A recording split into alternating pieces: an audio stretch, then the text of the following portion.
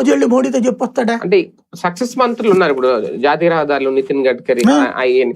కానీ ఈ మూడోసారి 2 ఏళ్లలోనే కేబినెట్ పునర్వ్యవస్థీకరణ చెయ్యాలి అని అనుకోవడం వెనక మంత్రులు ఫెయిల్యూర్స్ కూడా లేవా? అదేం కాదు. నా ఉద్దేశం ఇప్పుడు జరిగేటటువంటిది ఏంటంటే దేశవ్యాప్తం కొన్ని అవసరాలు ఉంటాయి. మోడీ మంత్రివర్గ విస్తరణ ఇప్పుడు రాజకీయం కోసమే ఉంటది. అంతేనా? ఎలాగా ఎన్నికలప్పుడు అవసరాలు రీత్యా ఆ టైంలోనే మంచి అయినా చెడైనా చేసేస్తాడు. మిత్రపక్షాలని అందరినీ సంతృప్తి పరచడం కోసం తెలిసి అట్లాంటి నాటకాలు ఆడాల్సిన అవసరం లేదు అతనికి. ఇంకొకటి ఇదేంది ఈ ప్రాంతీయ పార్టీల వాళ్ళ డ్రామా.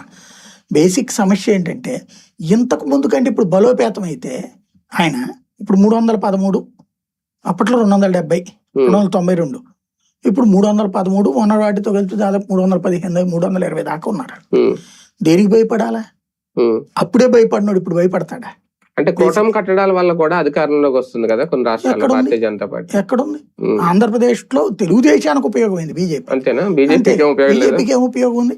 మహారాష్ట్రలో బీజేపీ వల్ల వాళ్ళు లబ్ధి పొందారు, శివసేన వాళ్ళు. అప్పుడు బీహార్ లో కూడా బీజేపీ వల్ల జేడీయూ కూడా ముఖ్యమంత్రి అయ్యాడు. అంతే తప్పించి అంటే అప్పర్ హ్యాండ్ బీజేపీది అక్కడ, లోయర్ హ్యాండ్ బీజేపీ ఉన్న చోట బీజేపీకి హై ప్రయారిటీ ఏమి ఇవ్వట్లేదే వీళ్ళు. కాబట్టి అక్కడ ఎవరిని ద్వేషించరు, దూషించరు. వాళ్ళ మీద కంటే 1 రూపాయి ఆధిపత్యం కోరుకుంటారు తప్ప వాళ్ళ కింద ఉండాలని కోరుకోరు.